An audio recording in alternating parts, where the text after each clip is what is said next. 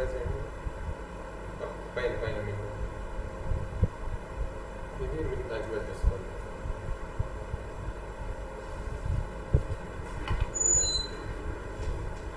morning. Today we'll be ending the bacteria causing respiratory tract infections. So the last group of the organisms which are causing the respiratory infections are the non-fermenters. These group of bacteria will not ferment the sugars, but they utilize the sugars oxidatively. Some even not utilize the sugars, so they are called asaccharlytic organisms. So why Pseudomonas is also a non-fermenter? Why it is kept as a main heading? Because it is the commonest organism causing most of the infections. That too, these all group of organisms mainly causes hospital-acquired infections, and these are all multi-drug resistant organisms. They stay everywhere in the water, soil, and even on the people, especially in the hospital environment. So they are of a threat to us. So what is a respiratory infection which is common in the hospital? It is the ventilator associated pneumonia. So in this list we'll be dealing with the following things. First is the Pseudomonas.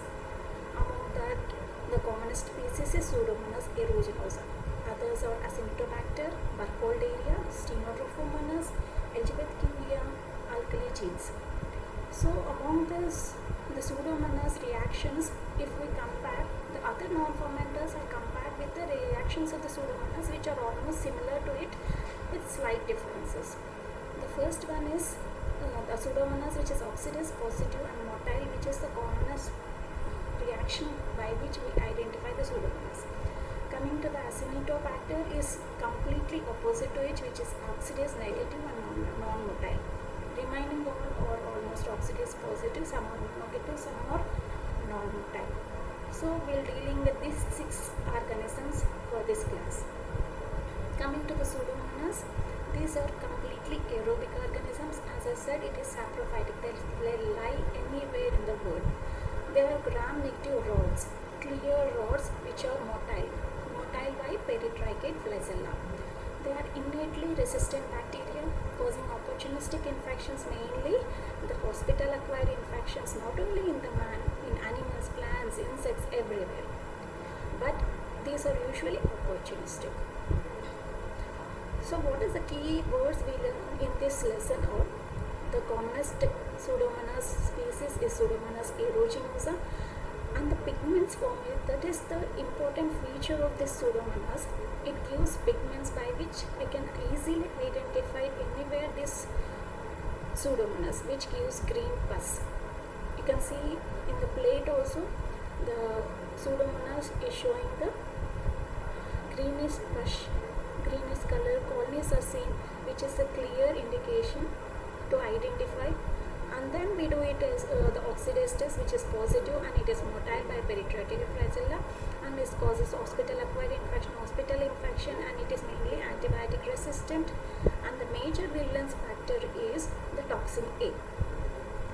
Let us discuss the complete virulence factors of Pseudomonas aeruginosa. First, it colonizes. The virulence factor starts with the colonization, where it adheres the epithelium and enters into it. So the colonization occurs by the pili and also even by the pleura flagellum. The taxane-mediated immune evasion and tissue injury. This is majorly by toxins and enzymes. The toxins are of 2 types. One is non-diffusible toxins and diffusible toxins. Enzymes are included in the diffusible toxins. The non-diffusible toxins causes injury by evasion of the phagocytic cells. They will not be killed by the phagocytic cells, but they increase the tissue injury by cytotoxic activity, which causes the killing of the phagocytic cells but not killing the bacteria. Coming to the diffusible toxins, among which, as I said, exotoxin A, which is the most important virulence factor, is one of the diffusible toxins. And the enzymes like proteases and all are also mediate tissue injury. So many enzymes which are mediating the tissue injury. Coming to the exotoxin A, which is a major illness factor because it inhibits protein synthesis by inhibiting the elongation factor. So as we already discussed, the greenish pigment, which is identification feature of the pus or in the colonies for the pseudomonas, is also one of the virulence factor. There are several pigments, not only they are this green color pigment. These are all water soluble pigments. They spread over to the colonies onto the agar surface. The what are the pigments produced? One is pyocyanin, pyoverdin, pyorubin, pyomelanin. Pyocyanin, the name indicates here, it is a blue-green pus. Pyoverdin, greenish yellow pus. Pyorubin, red, and pyomelanin is brown color. When you see, usually what kind of colonies are seen is the green color, that is bluish green color colonies. That means Pseudomonas aeruginosa produces mainly the pyocyanin pigments. Other species produce others. Coming to the capsule. Capsule prevents the bacteria from phagocytosis, you know that. And what is the important function of the capsule other than this?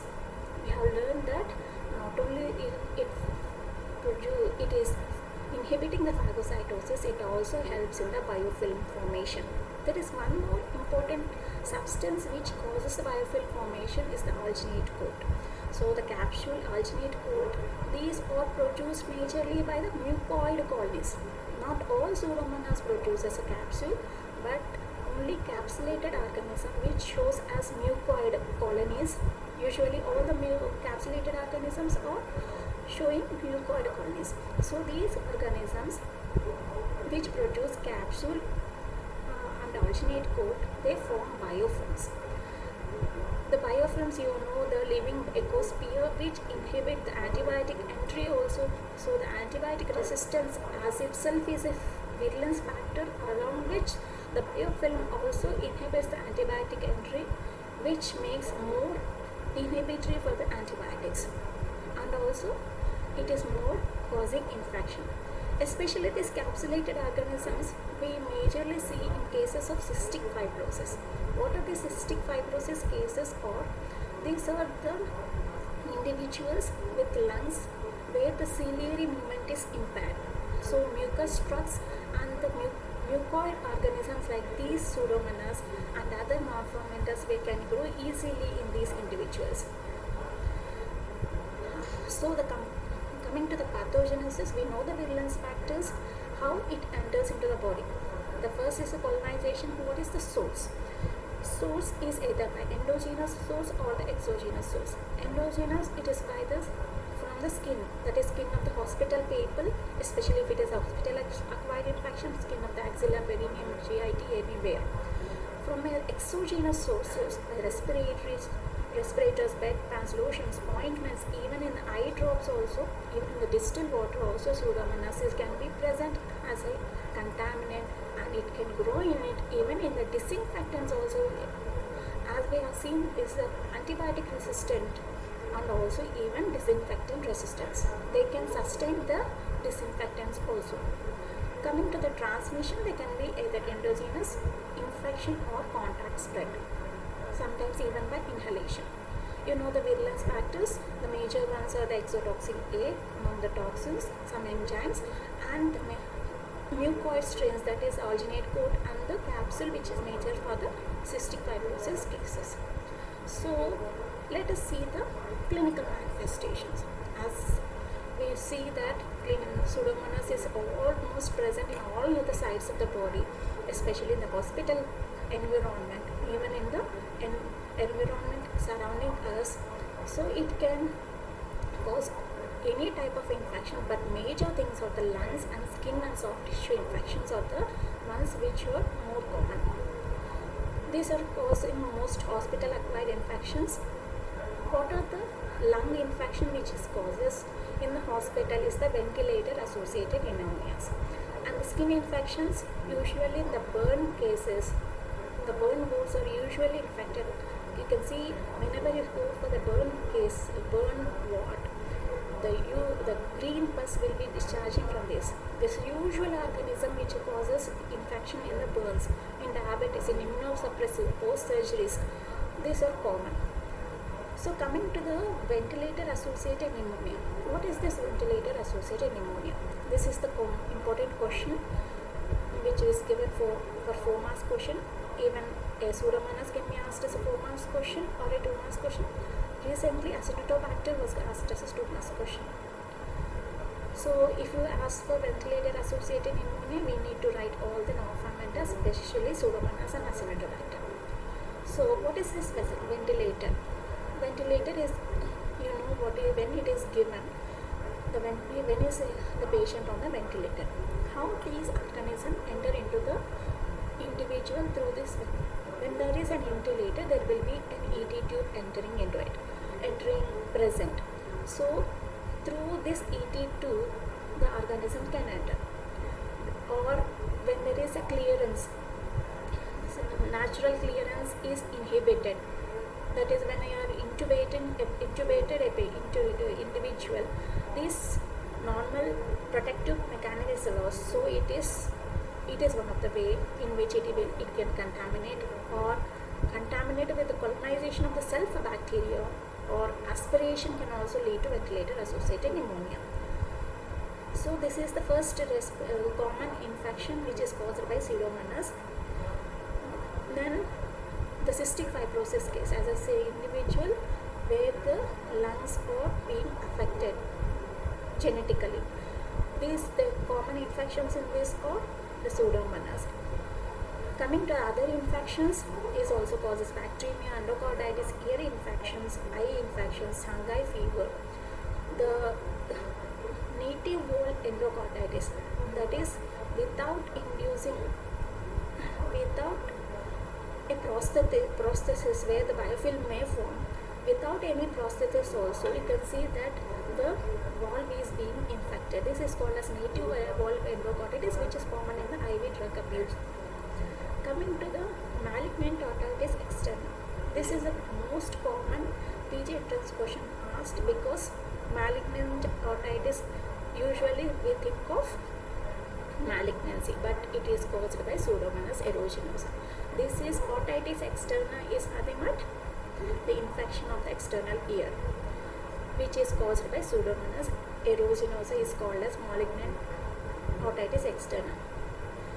So the usual question will be in this way, that which are the infections not caused by Pseudomonas aeruginosa. Then one of the options will be malignant to misguide us. This is a corneal ulceration caused by Pseudomonas. And the skin and soft tissues infection, as I said, in the burns ward, most common infection is the Pseudomonas. Other than that, it also causes eczema, gangrenosum, especially in the neutropenic individuals, HIV individuals, and also other toe infections where dermatitis, green nail syndrome. This is also one of the important PG entrance question. Green nail syndrome is caused by paronychia, and other infections like osteomyelitis, especially if there is a prosthesis, septic arthritis, meningitis, urinary tract infection, etc. So it is affecting almost every organ of the body. Even it causes meningitis, especially in the post-traumatic individuals. So every part of the body is affected. Major ones are the respiratory infection. Second major one is the skin infection, which is caused in the burns patients.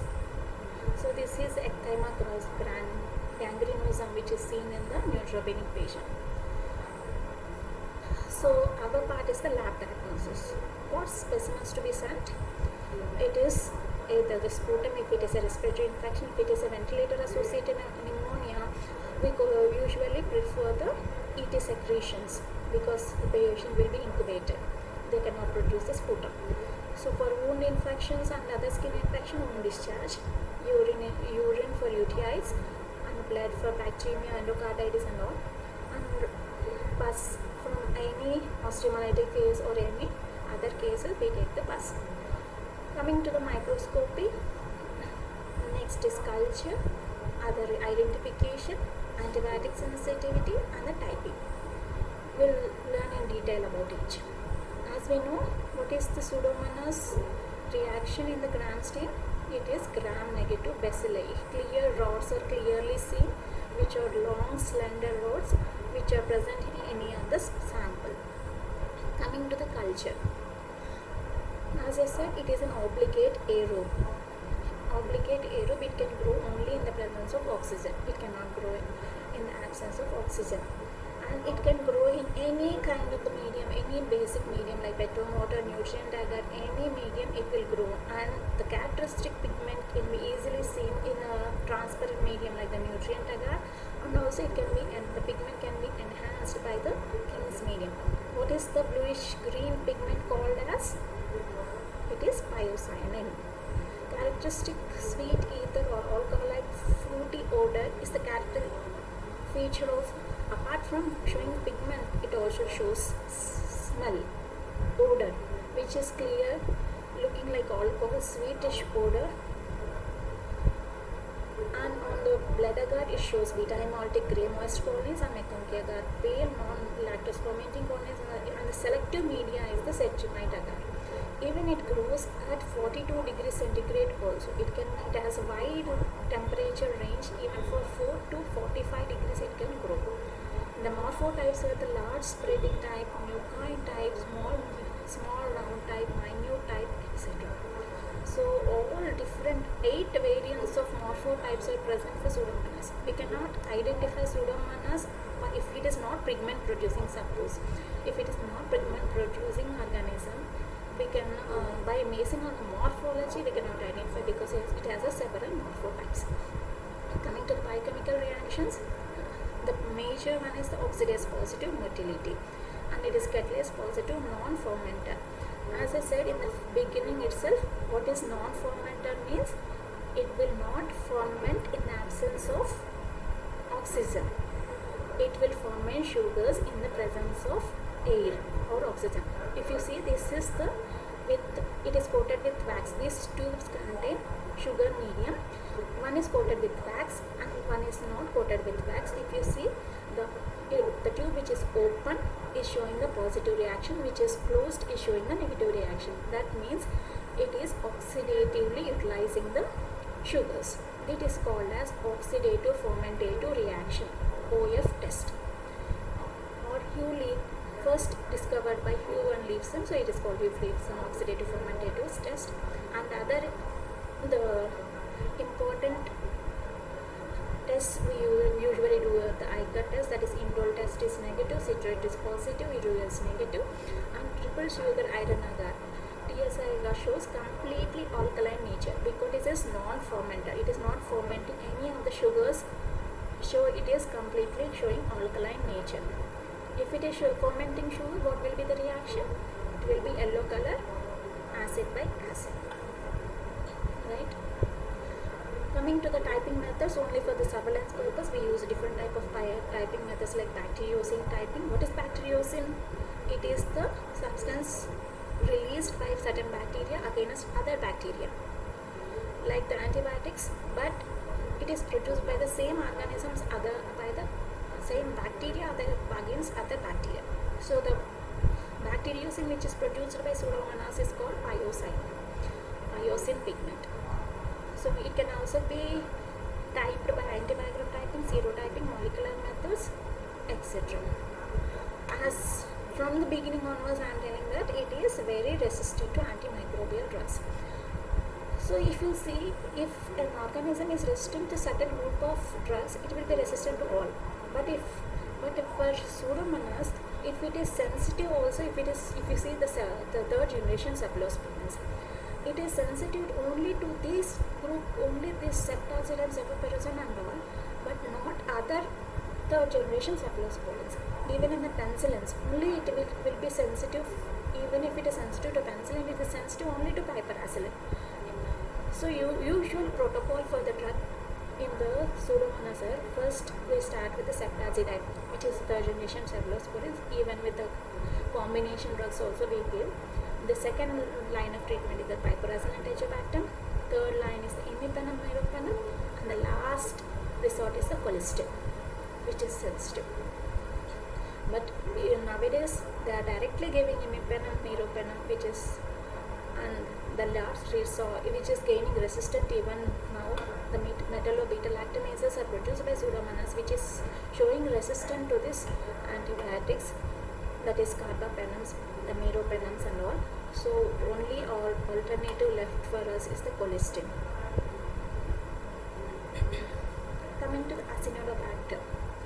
Till now we have seen that among the non-fermenters the leader is the Pseudomonas, but now the leader is not Pseudomonas, it is the Acinetobacter, which is the number one cause of hospital-acquired infection. Even for ventilator-associated pneumonia, which comes first among the list is the Acinetobacter. It is not the Pseudomonas now.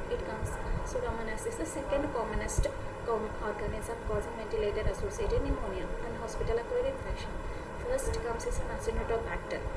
Even if you see anywhere Acinetobacter in any infection, it raises an alarm and gives a threat that some hospital protocols are not followed, and somewhere the hand hygiene is not followed, or any other hospital infection control is broken, then only we see the Acinetobacter.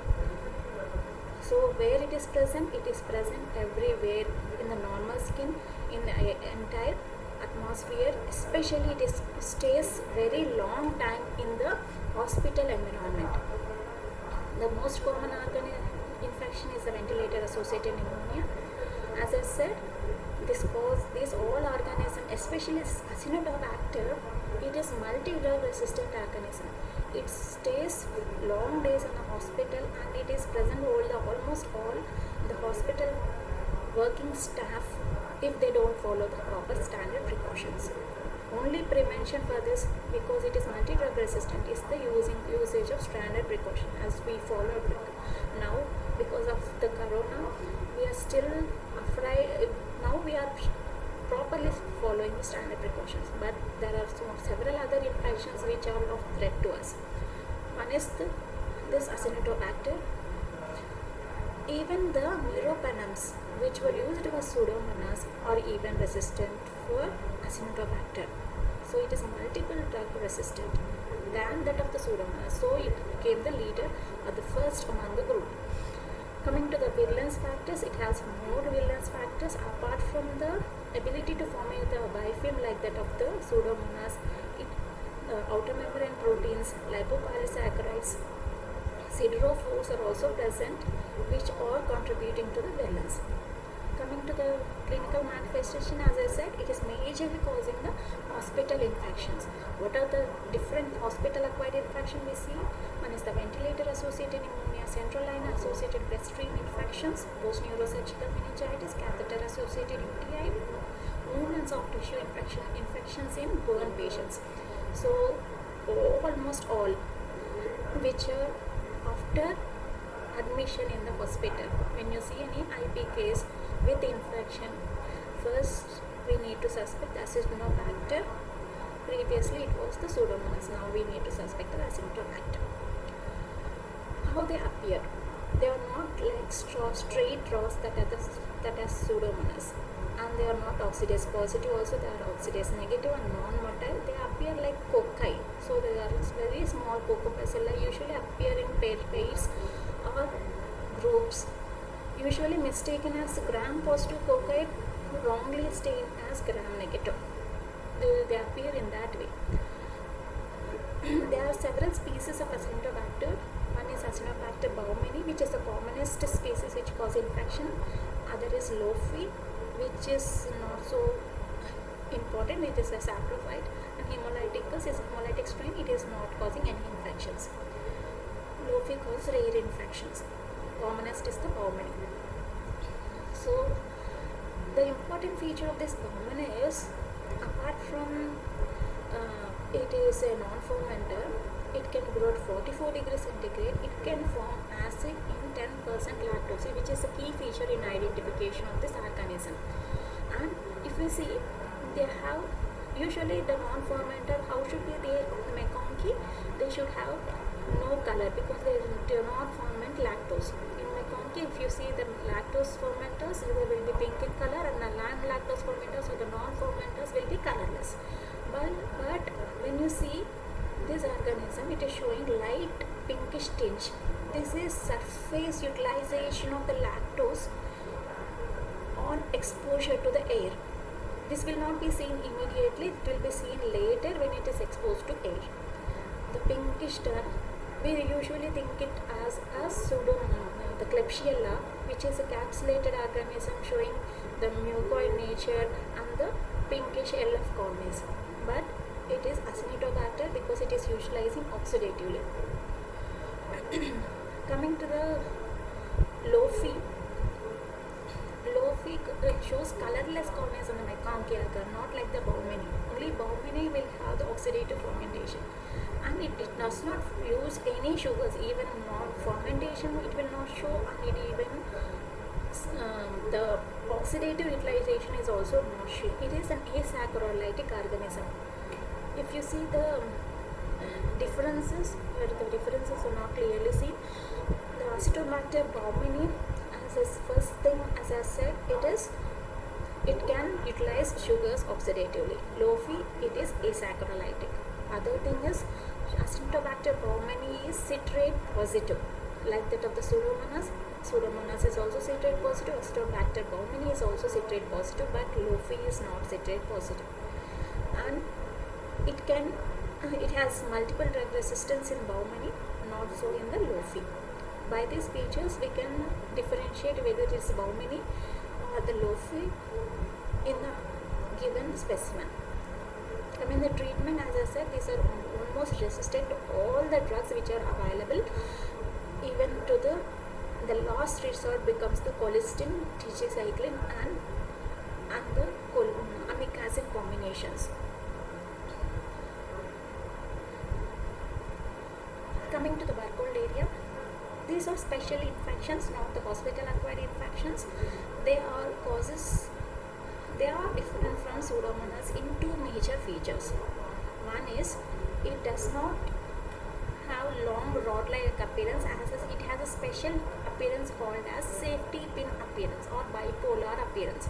You can see all are having safety pin appearance or bipolar appearance. That is a typical feature of Burkholderia among the non-fermenters, and it cannot grow at 42 degrees centigrade.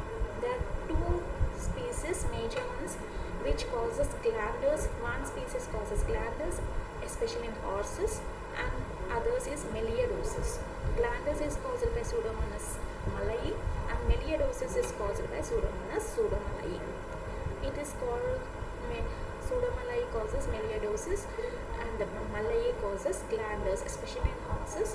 When the humans come in contact with the horses, they cause infection to the humans. This glanders is nothing but the respiratory infection, which produces nasal septum nodules. Whereas melioidosis produces different type of infections which mimic the usual infection we get, like typhoid, tuberculosis. If it is a respiratory infection, it mimics tuberculosis. If it is a systemic infection, it resembles typhoid. And multiple abscess formation like other organisms. We will detail discuss about the pseudomyelin, which is an important potential agent for biological warfare. Presently, we are in the era of the coronavirus, which is thought to be one of the biological warfare given by the China, right? But there are several other organisms which are potential carriers, like this pseudomyelin, which is an agent, can be used for biological warfare. Why it can be used? Because we can mention 5 reasons why it can be used as a pseudomyelin. One thing, it is present in everywhere: soil, water, animals, man, over the man, anywhere it is present. Second thing is its transmission. It can be transmitted by inoculation, inhalation, aspiration, injection, any mode of transport it can take. And third important one is the longest incubation period. This pseudomyelin causing melioidosis, this has, once it enters, it shows the symptoms after a long duration. So the actual causative agent, which is the cause of this episode, cannot be identified immediately, and it is one of the virulent organisms, like more virulent than that of the Pseudomonas. Whereas several toxins, enzymes, secretory systems, lipopolysaccharide proteins, everything will be helping for the virulence. And the drug resistance also, it is drug resistant to all the organisms. And the clinical manifestation, as I said, it is a great mimicker. If it is present in the lungs, it mimics the tuberculosis. So usually missed. This organism usually cannot be identified. And if it is in the bloodstream septicemia, we can think of it as typhoid, and it causes abscesses, localized infection, which is not the feature of this organism only. So it can be used as a biomorphic agent, and especially it is present in South Asian countries. In India, it is present in Tamil Nadu and all. So the Indian people can use it as a biomorphic agent. Coming to the lab diagnosis, as we have discussed, it is different from the Pseudomonas only on the gram stain, where we see bipolar staining or the safety pin appearance. And one more feature is it shows corrugated or rough type of colonies typical of this organism, like the surgery. One Pseudomonas called a Pseudomonas surgery also shows this corrugated type of colonies, and the selective medium as astral medium. This is the major important feature in the lab diagnosis. Coming to the malaria, usually this is major causing infections in the horses. Only the people who are immunosuppressive, who are linked with the horses, they get infection by direct inoculation or inhalation, which causes skin nodules and the pneumonia. Coming to the lab diagnosis, same as it, the pseudomalae, and the important one here is the treatment. Treatment is in pseudomalae and the malaria, the treatment is same. That is, it is the multi-drug resistant organism, but it can respond to the meropenem. The first, it contains two courses of treatment: the initiation phase and the continuation phase. The initiation phase for 2 months and continuation phase for 12 months. In the first 2 months, the treatment given is a meropenem, and next is the cotrimoxazole. This responds to cotrimoxazole, which is the smallest drug. We thought it may not function, but it functions here. One more species which is neglected so many years because it was thought that it is just a contaminant in the lab, now became an opportunistic pathogen causing nosocomial pathogen. Previously, it is seen as causing sebaceous syndrome only in the cystic fibrosis cases, but now it is present as a nosocomial pathogen. It is present in ICUs as pneumonia, wound infection, etc., especially in the hospital infection. So we should know the major thing here is it will flow in IV fluids. Whenever the IV fluids are contaminated, when we use the same needle or the same fluids from one patient to another patient, definitely we are inducing the sebaceous complex. The treatment here is again the cotrimoxazole, which is very useful when it is a non-fermented. Coming to the Strenotrophomonas maltophilia, this is also one of the important non-fermented, which is major hospital infection, which is more common in the broads when the patient is on broad spectrum antibiotics and in the immunocompromised state. That is when they have surgery or diabetes or neutropenic or have anything, then these infections are induced. Similar to the Pseudomonas, these are usually common in the children, and it is also causing ventilator-associated pneumonia, thimerosum in neutropenic patients. It is also resistant to all, and the treatment same, the cotrimoxazole for all the normal fermenters which are multiple resistant to several antibiotics, but they respond to cotrimoxazole, which is, what is cotrimoxazole? Sulfamethoxazole plus trimethoprim, which is also called as Septran, given in the hospitals. The last but one is the Elizabeth Kingia, where this gained importance after an outbreak recently. In 2016, there was an outbreak of Elizabeth Kingia, where several neonates have succumbed this meningitis and also the septicemia because of this nosocomial contamination with Escherichia.